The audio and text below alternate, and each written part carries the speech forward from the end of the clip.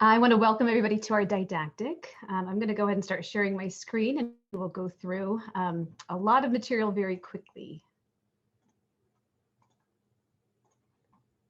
So this didactic is called Confronting Disparities Through Evidence, 2021 AWAEM Research in Progress. And so what you'll be hearing over the next hour are the projects that have been sponsored by AWAEM over the calendar year of 2021 or 2020. So disclosures, I am a member at large of the board of directors. Dr. Rokar, Dobiej, Love, and Moulton were all funded by the AWAEM Research Funding Award, and Dr. Zaiden was funded by the SAM Foundation AWAEM grant for the projects that you're about to hear. So just as a little bit of a background, the AWAEM Research Funding Award was created through the AWAEM Executive Committee for a couple of reasons. One is we want to support projects aligned with the AWAEM mission, essentially the promotion, retention, advancement of women in academic emergency medicine.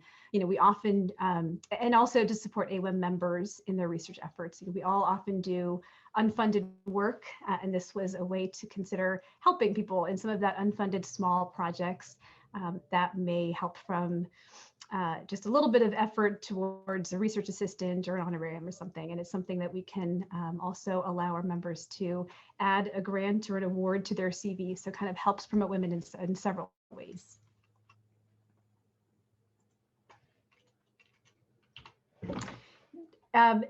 Just so you can all be thinking about this for your own future potential research funding potential, we intentionally made the application very short and sweet. It's ideal for pilot projects, not something that's being funded by another large source.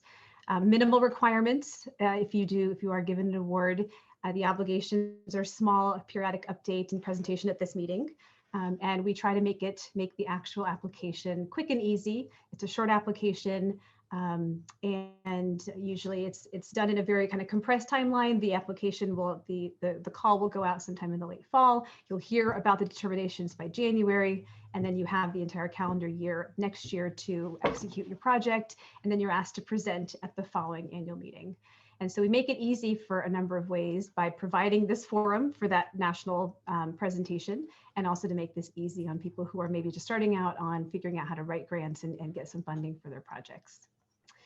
And so the goals of this talk are twofold. One is to provide that national forum for our researchers, to allow them to talk about the work they've been doing, this really important work that helps to advance women within academic emergency medicine.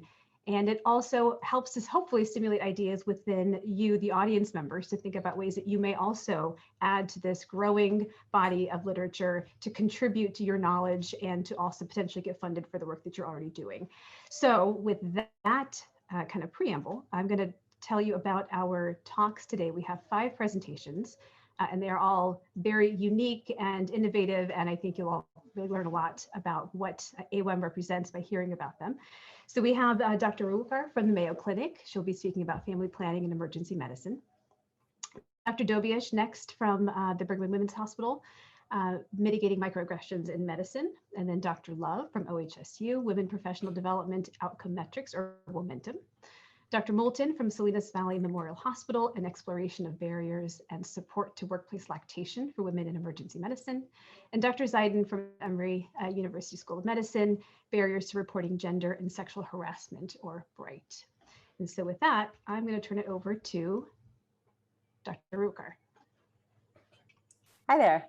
We did a study on pregnancy and parenting in emergency medicine. So we looked at the impact that a career in emergency medicine has on pregnancy and family planning decisions.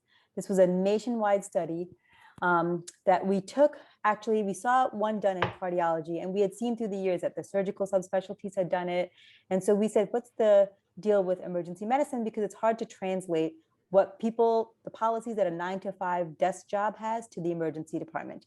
So the questions were actually tailored to meet the specific needs of emergency medicine physicians. It was approved for distribution by the SAM, and it was sent out to all emergency physicians right before the pandemic, because that's the best time to do a study, right? Next slide, please. It was a study that was the thing that made this novel was while the other specialties had only looked at the opinions of women, this captured both men and women. Although it did focus obviously on women because we're talking about pregnancy. There were 319 respondents to our survey. Obviously the majority were female. Of those that had responded, many had children in their medical residency and early career stage that was defined as 7 years into their attending practice.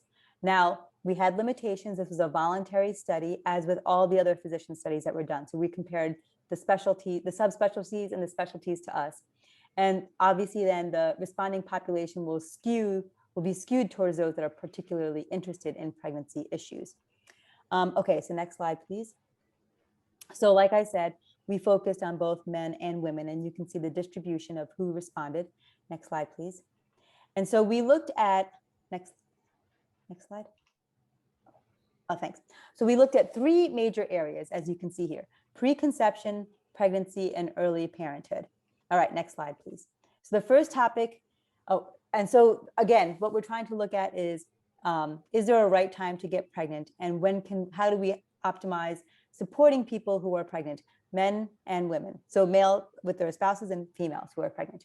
Okay, so the next slide, please. So assisted reproductive technology was the first topic we looked at. The majority of women in this national study indicated they had been pregnant in the past. Of these, 19% reported using assisted means to achieve pregnancy. Now, when you compare that to other specialties and the public, we'll see that we're a little bit on the higher end, with the general public being about 1.9%.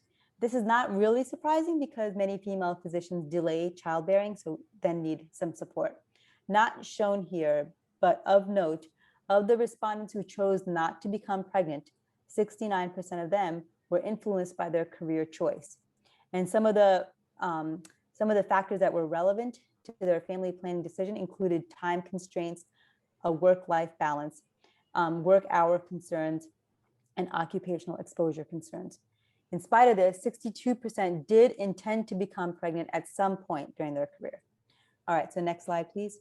So then we looked at also the rate of illegal interview questions while people were interviewing either for jobs or for residency. And you'll see here that 29% of the women were actually asked questions that would be considered illegal, and even 4% of the men were as well. Next slide, please. So we looked at a couple of topics under doctoring while pregnant, including complications, safety concerns like violence, radiation exposure, and shift demands. And these are some of our colleagues who were pregnant all at the same time. Next slide, please. And so complications, this is a concept that people really talk about. So we asked survey respondents about complications, which include those that are listed on the right.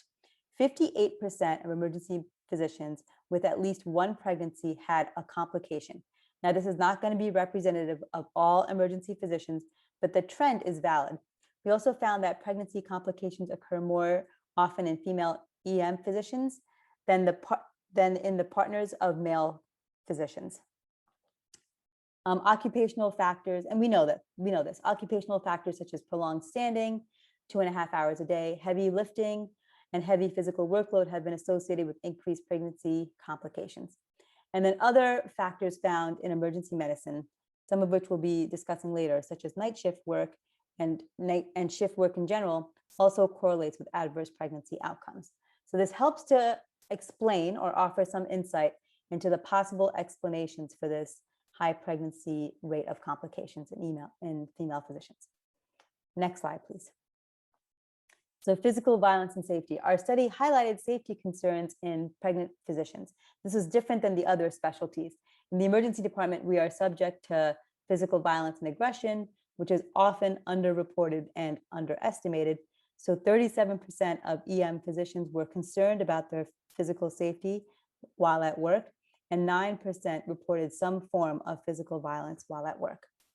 Next slide, please. So radiation exposure is another concern. So the national data show that 58% of physicians are unaware if their department has an official policy regarding radiation exposure during pregnancy, and 76% of pregnant physicians in our study took some form of protective measure against radiation. Next slide, please. And we also looked at shift demands We also looked at shift demands, such as rotating shifts, night shifts, and longer hours, which have been theorized to cause fatigue and disrupt the circadian rhythm and decrease melatonin production. And this all negatively impacts pregnancy health and increases the risk for complications, such as preterm delivery, babies who are small for gestational age, and preeclampsia. Next slide, please. So we found it's been associated, night shift has been associated with miscarriage, especially in women who work more than 2 night shifts per week. And the miscarriage rate increases as the number and frequency of night shifts increase. So we found that 63% of pregnant physicians work night shifts compared to 16% who actually reduced the number of night shifts in their pregnancy.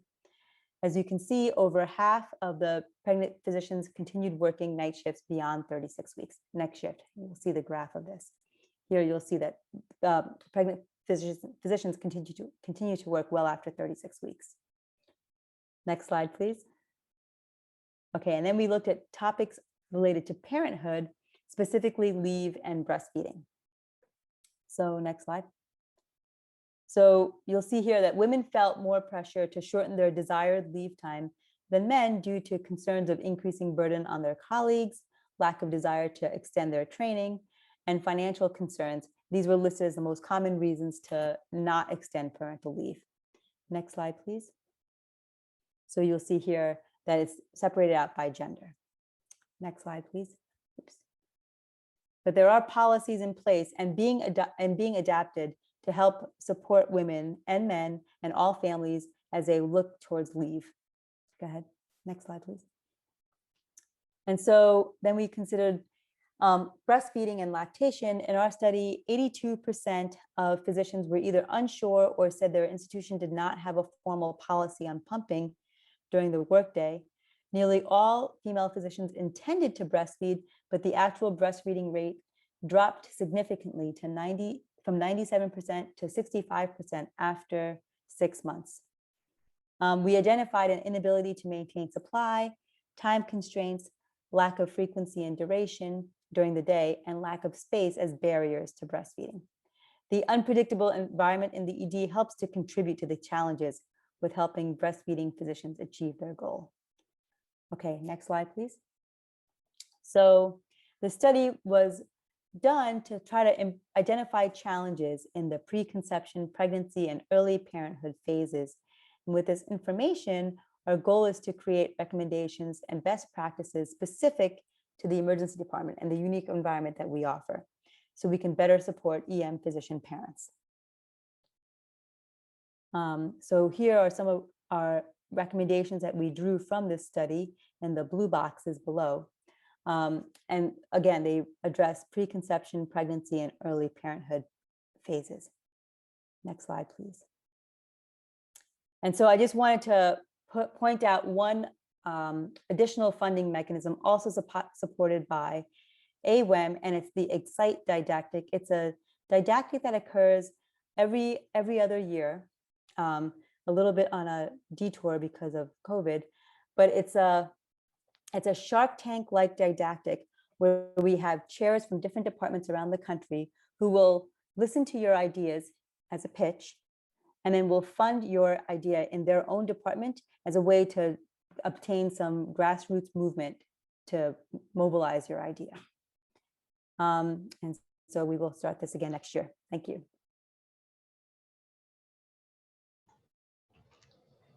Thank you. Our next presenter is Dr. Dalbiesh from Brigham and Women's, Mitigating Microaggressions in Medicine. Great, thank you so much, Pooja. Now, do you want me to tell you to turn the slides every time? Sorry, because there's a lot of them. So thank you so much. I have to acknowledge the research team that coordinated. It truly was a team effort.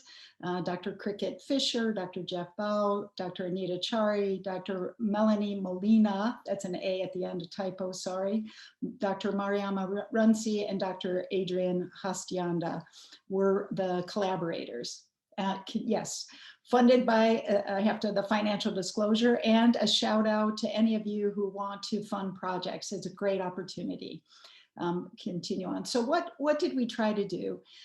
We wanted to look at and characterize the types, prevalence, and impact of microaggressions that were experienced by our EM residents. And we also wanted to look at the usefulness, utility of a response toolkit and a brief training with residents on their efficacy, self-efficacy in responding to these microaggressions. So quickly, I know SAM has been wonderful about talking about microaggressions as we need to, just so everybody's on the same page, we understand. This was coined by Dr. Chester Pierce from Harvard, an extraordinary pioneer in this on race. These are brief, common, verbal, behavioral, and environmental communications that convey negative slights, invalidations, or insults, and based on an individual's marginalized status in society. And really important to all of us, many times they're intentional, but most often they can be unintentional. And I would say that we all are guilty by our biases of perpetrating some microaggressions. Continue. So why is this important and why did we want to study this? Because we know that it can undermine optimal clinical care and the learning environment of our residents. And I think many of us here are concerned about the leaky pipeline for women and underrepresented in medicine and academic medicine, and this may be contributing. We'll continue. And so there's a lot of data starting, but not in emergency medicine, unfortunately, but in many healthcare environments, nurses, surgeons, medicine, we're finding that microaggressions creates depression, anxiety, a trauma response. It can lead to binge drinking, low self-esteem, burnout, suicidal ideation, a hostile, invalidating work environment, isolation, mistrust, a loss of productivity and problem solving. So the cumulative impact of these microaggressions is significant to our workforce. Continue. So we've all seen this. This has been phenomenal. This call out to be upstanders, right? Silence is not neutral. So all of us, a call out for all of us to be upstanders, but we also need to be data driven and we need to look at the prevalence, impact, and response of training in emergency medicine. So what did we try to do? We designed a mixed method study looking at emergency medicine residents who are attending a microaggressions response workshop. We developed a pre and post survey instrument and developed guided focused interviews after the workshop. It was IRB approved. So our tool set out to document and the prevalence of microaggressions in our residents, both as a target and when they witness them. What were the sources of the microaggression? What identity domain was targeted? What were their barriers to responding? And what impact might it have on their burnout rates? And we also wanted to look at this training before and after and their self-efficacy in responding to these microaggressions. We'll skip through the data analysis for those of you who are interested in p-values and t-test. This is what we did. We'll continue. Okay, so we'll get to the results. 19 residents participated. This is during a normal emergency medicine didactic session. We actually had 55 total. There were an inordinate number of attendings that came to our session, and not as many residents as we would have liked, but for our numbers. Of the 19 that attended the workshop, 18 of them participated in our study. 95% of them for the initial survey, and the post-survey after the workshop, which was done 12 weeks later, there were 75%. 33% of them self-identified as male in our study, 67% female, 72% white, 22% East Asian, and 11% Hispanic and Latinx was our study population. I just want to introduce this toolkit that we've been using. Those of you who do workshops, this is an excellent toolkit that Dr. Fisher and several others have developed, and response strategies from practicing micro-affirmation, buying time, using humor. We'll continue, Pooja. reflect back, get curious. For example, Amy, I'm curious. You just said, can you tell me more about that? That's one strategy. Assuming best intent, setting respectful boundaries. Like, that's not okay to say that. We'll continue. All the way to just escalating it to higher authorities, debriefing, revisiting later. So these are just some of the strategies we used in our workshop. We'll continue. So some of the results. So for those residents, here are how often they were the target of microaggressions. So how often did they experience them?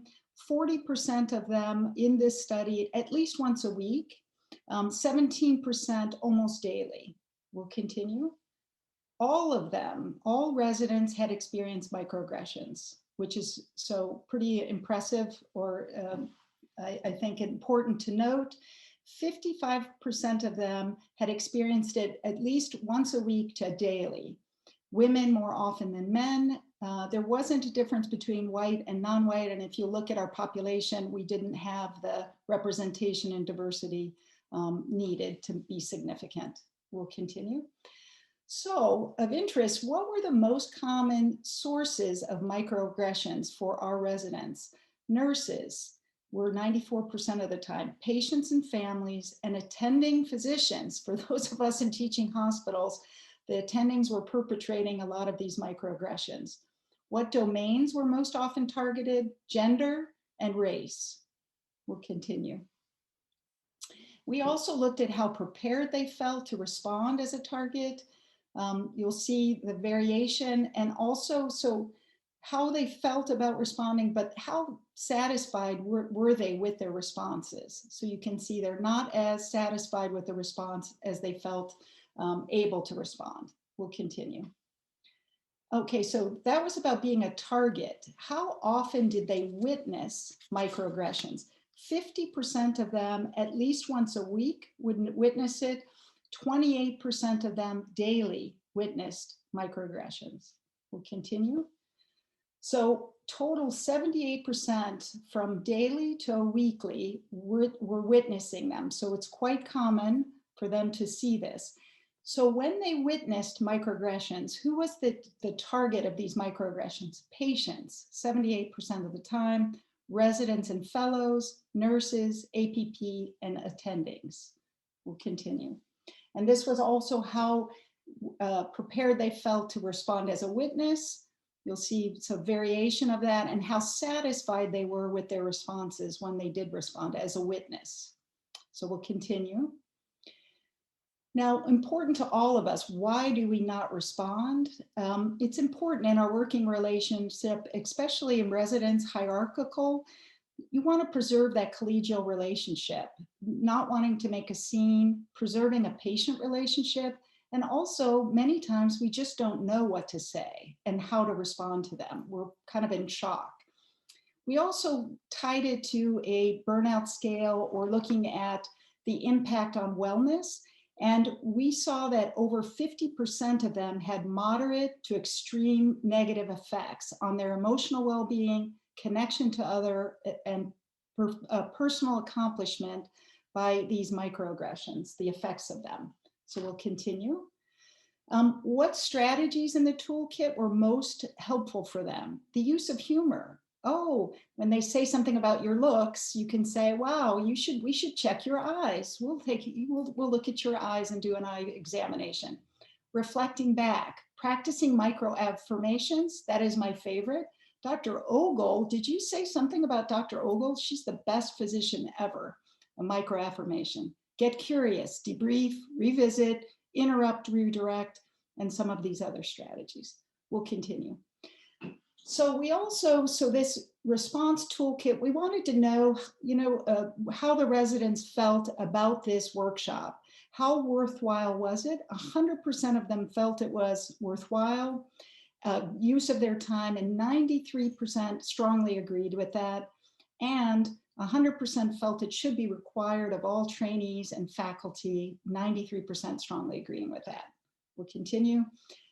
So what are the limitations? This was COVID era, and when we switched from in-person, when we were going to do our workshops, to virtual. So I have to put that in there. There's a COVID effect in our sample size.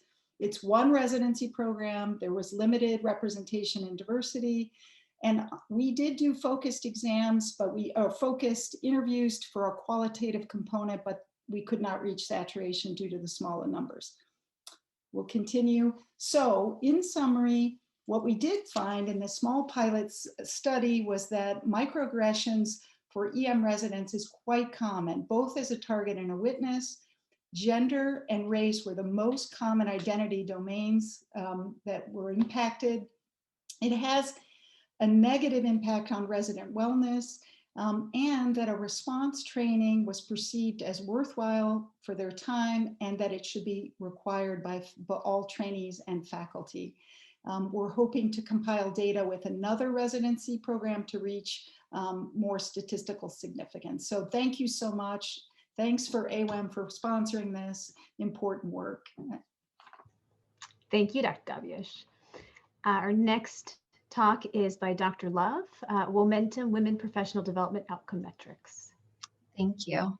And I am supported by this outstanding research team who is listed at the bottom of our slide. And we just want to thank AWAEM in advance for helping to fund our study. We can go to the next slide.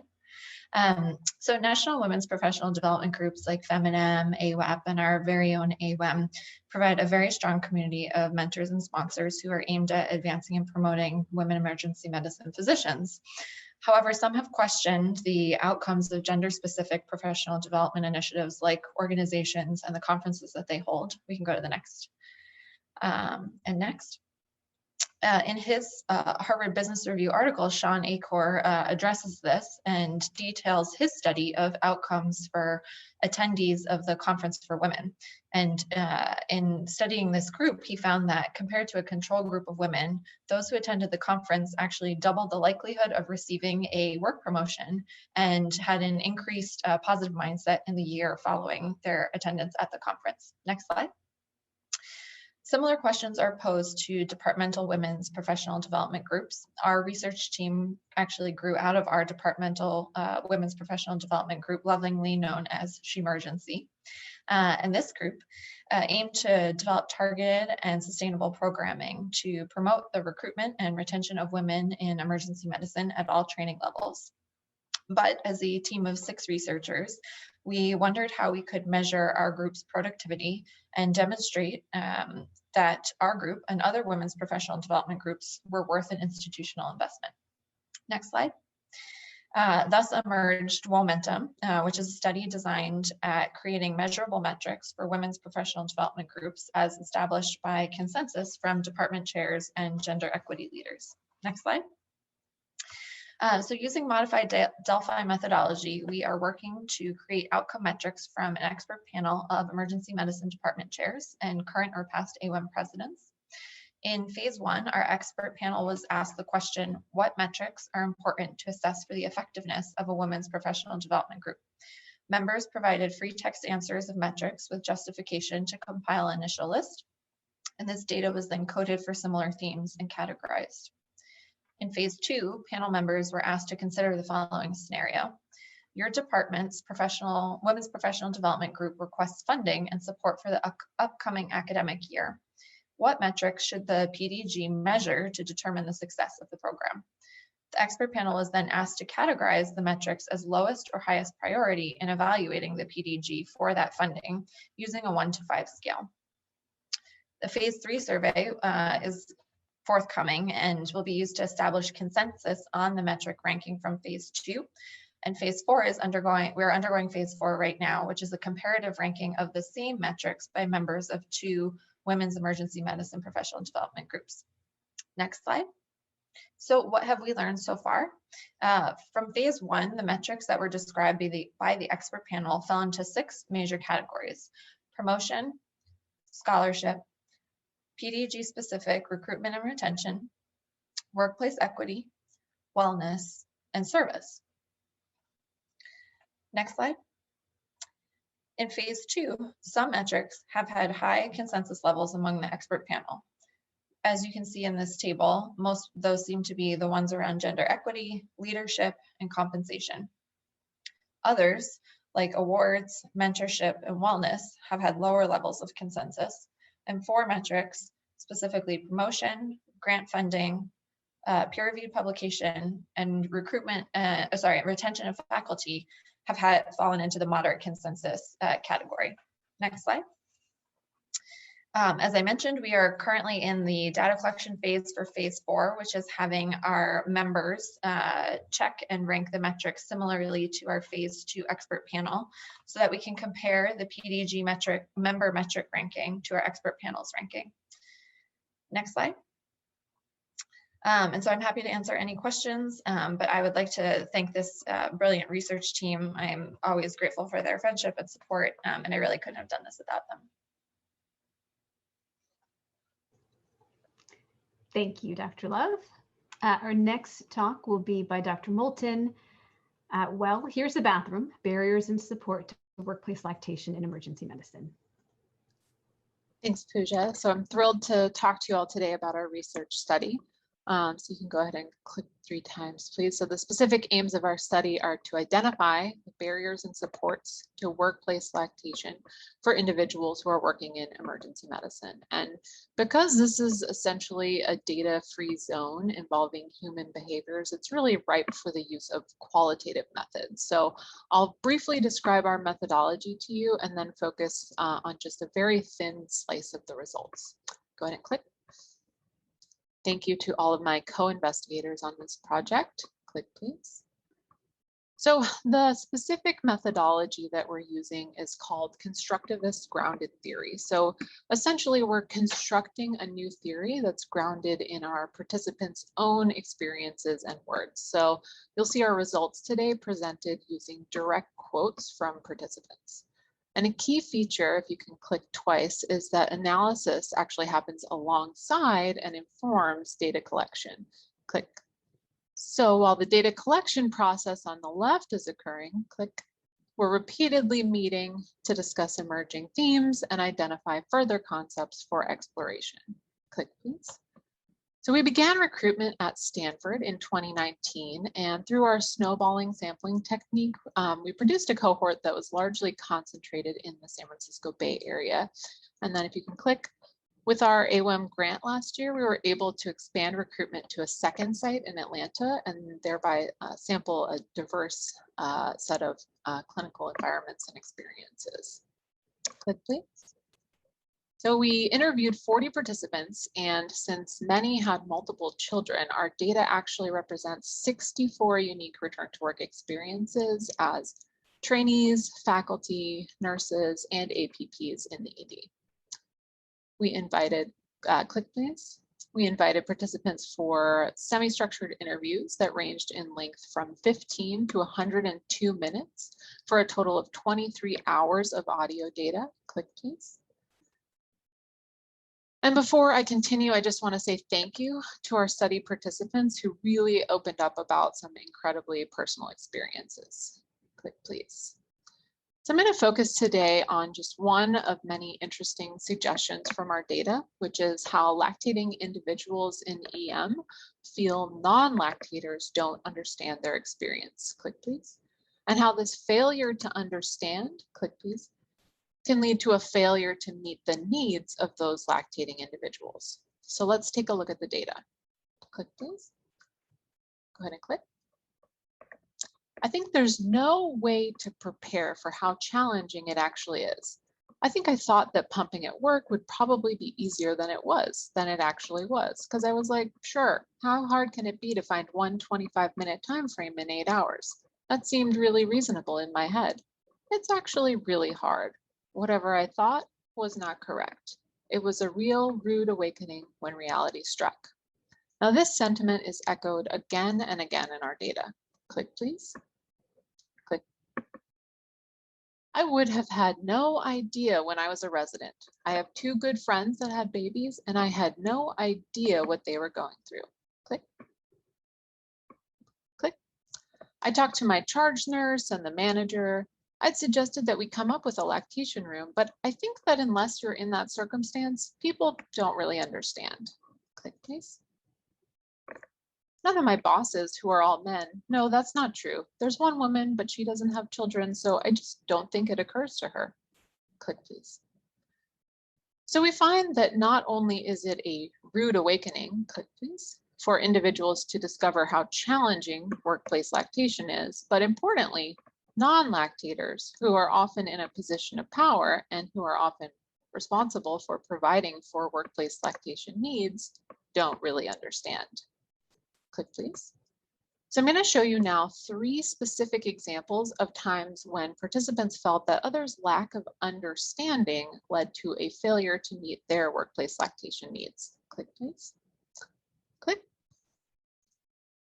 So example number 1, the table they had in the lactation room, it had a dip in the middle. It was this really, I guess, artsy wood table that had a dip in the middle. So I don't know who decided to put that in a pump room. So that was kind of this balancing act of don't spill your milk. Click, please. So it was so obvious to this lactating person, but not to whoever implemented the space, that this table was simply not functional. Click, please. Here's example number 2. Click and click. The computer issue was something that I had brought up with the leadership and they were working on it. But then I brought it up with a senior female faculty member and it happened like overnight. Click, please. Although this participant advocated for her need to access the medical record while pumping, the ask got stuck in bureaucratic limbo. They were working on it until a senior faculty member who seemingly better understood the needs of this lactating individual prioritized the ask and delivered immediately. Click, please. And finally, the 3rd example. Click, please. People who do not think about lactation are not going to think about lactation, if that makes sense. So it wasn't that people were not considerate. They were very willing to help me out, but it was like, well, here's the bathroom. And within the facility, there were lactation rooms. And later on, I found those. Click, please. This participant identifies that when individuals in a position of power haven't thought about lactation needs, this can beget a situation where you don't have appropriate, thoughtful recommendations. Click, please. So I want to emphasize here that participants do not seem to be blaming others for not understanding and therefore not meeting their needs, because they acknowledge that even they themselves did not understand the challenge of workplace lactation a priori. Click, please. As one individual explains, click, please. Our national organizations should be the leaders in this. Sure, at an individual level, the individuals should advocate for themselves, their colleagues should advocate for them, and departments should do stuff, but you can't expect your medical director, if they've never had a kid and they've never dealt with this, you can't expect them to know what to do, and that's not their fault. Click, please. So one thing that can help our national organizations and local EM leaders to allocate their resources more appropriately is, of course, data regarding preferences of lactating individuals in EM. Here's a heat map generated from a preliminary data extraction from our transcripts, showing just a few features that physicians in our data set named as important when implementing a functional lactation space. And it's immediately striking to me how many participants said a computer with EMR access was an important desired feature, especially relative to some other features. Click, please. So in summary, our data suggests workplace lactation in emergency medicine is surprisingly challenging. Click, please. And a failure to understand can lead to an unintentional failure to meet needs. Click, please. We're working on generating data to address this knowledge gap and also to inform the design of lactation spaces for emergency medicine. Click, please. And please feel free to contact me. I welcome all feedback, questions, collaborations, and if this topic interests you, please also check out our upcoming publication in Annals of Emergency Medicine, focusing on EM culture as a barrier to workplace lactation, and it should be available online in the next week or so. Thank you so much. Thank you, Dr. Moulton. And for our final talk today, Dr. Zaiden will be speaking about barriers to reporting gender and sexual harassment, or BRIGHT.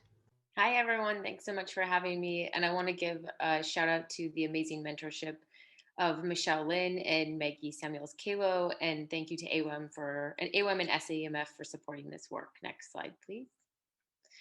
So just very brief background. I think we are all aware that gender and sexual harassment continues to exist in academic medicine and specifically in emergency medicine. I won't go into detail about this study, but this was a recent study highlighting the percentage of those who experience gender and sexual harassment. And as you can see here on the x-axis, the percentage of participants who had never experienced sexual or gender harassment who were women was 16%. Next slide, please. So we know that this problem continues to exist and there's multiple approaches for interventions and solutions. However, we wanted to focus on the process of reporting, specifically barriers to reporting. This has been looked at in other specialties, specifically among surgical residents. This was a survey study that explored both the prevalence of sexual and gender harassment among surgical residents, but also reasons for not reporting. As you see here, the top 3 reasons: behavior was harmless, reporting would be a waste of time, and too busy. Next slide, please. So to explore this, we conducted semi-structured qualitative interviews with residents and faculty from ACGME accredited programs, either that were at those programs or had graduated from those programs. We recruited through FemInM and AWAEM listservs, and then encouraged all of those members to also send to their departmental listservs and networks. We had proposively sampled to try to balance among 4 groups, specifically faculty, residents, and by gender for women and men. All of the interviews were recorded, transcribed, double-coded to, and then analyzed for prominent themes. Next slide, please. So we completed a total of 32 interviews. As you can see here are our participant demographics. So we were fairly split among women and men. We had 75% of individuals who identified as white, 19% who identified as Asian, and 6% who identified as Black. 60% of participants were faculty, for about 40% were residents. Average years in practice was 12.6 years, and most practiced at an academic site. And as you can see here, the location of practice in region was quite diverse. Next slide, please. So there were a lot of themes that were generated, and I don't have time to cover them all, but we'll highlight some of the most prominent themes that emerged. So the first was that most people did not have familiarity with formal reporting systems, and commented on a number of avenues for reporting. However, most people preferred a more informal source, saying that they'd rather go to a trusted friend or supervisor. And those who had supportive leadership were more likely to report. Next slide, please. Almost everyone commented on a gray area, meaning that the not really understanding what would be reportable. So saying this made me feel uncomfortable, but I wasn't sure that it was egregious. And therefore, because this gray area of what actually constitutes something that's reportable, what produced confusion over whether to report. Next slide, please. Another theme that came up, and I would say mostly with the men that we interviewed, is that the emergency department and emergency medicine itself is a unique environment. One being that it's a high stress, high paced, busy, chaotic environment, and perhaps people's filters may be down at times, but they also develop protective things like dark humor, which may be taken the wrong way. Another theme sort of around this was that people felt that the emergency department has much of a very much so team aspect or team environment. And so perhaps reporting would disrupt that team culture and make you sort of outside of the team. And finally, that emergency medicine is a small field. And so we tend to all know each other. So reporting or being labeled because of that sort of small group dynamic was a barrier. Next slide, please. Interestingly, a lot of individuals reported that they had no confidence in formal reporting systems, specifically HR systems. Next slide, please. And many people commented on a variety of fears and perceived and actual negative outcomes. This is a representative quote: "A small enemy goes a long way." and that all of these listed below are exacerbated by your level of training. So for somebody who's more junior, they may feel less likely to report because of the fears of these barriers, or sorry, of these negative outcomes. All of these that are listed in bullet points were either actual outcomes and or perceived outcomes, including disruption or stifling of one's career, removal of time and titles, negative labeling, leaving an institution because of reporting or because they felt that reporting wouldn't lead to anything, and the idea that the perpetrators are being passed to other institutions, oftentimes entering at the same level as where they were in leadership roles and continuing their behavior without that institution being aware. Next slide, please. So finally, participants commented on a number of improvements to make to the system. Really universally, everyone said that there needed to be a clear, transparent, and very simple, efficient system with outcomes that are well defined. Meaning, if you do this, this will be the outcome. They also commented that the reporting systems need to apply equally, meaning that people felt that some people who had leadership positions weren't always subject to the same type of reporting systems as those who may be more junior. A lot of people commented on a survivor-centered approach, like having an ally present throughout the entire process to ensure it's fair and just. And people commented on processes like anonymous reporting systems that may improve reporting for those who weren't comfortable and didn't feel that they had a trusted source. Finally, a lot of comments were really trying to encourage and enforce a zero tolerance policy, and that by improving the culture of your department more generally may improve the culture or decrease the prevalence of gender and sexual harassment as well. And finally, participants commented on bystander interventions to try to address actions in real time. Happy to answer any other questions if we have time today or via email. Thank you, Dr. Zeidin. As expected, we don't have any time for questions. You guys have done amazing.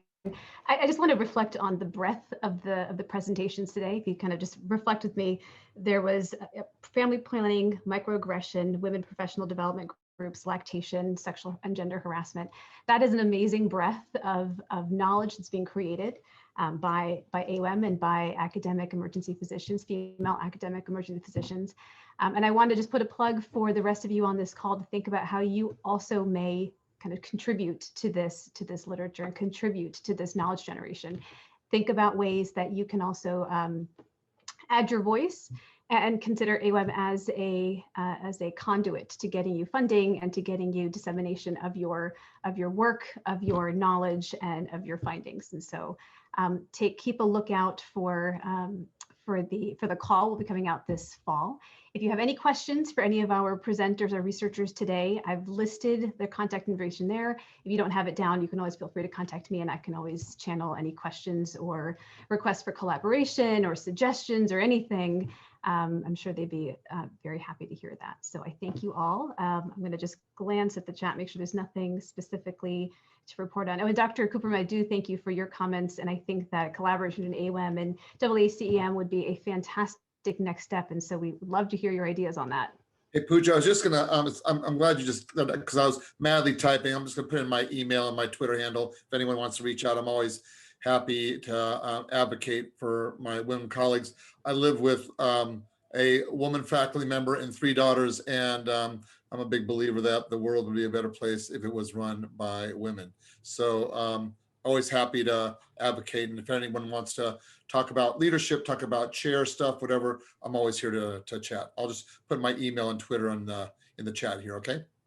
Thank you so much. Great, we're at 5:50. Thank you everybody for joining, and we look forward to the rest of the conference. Thank you all.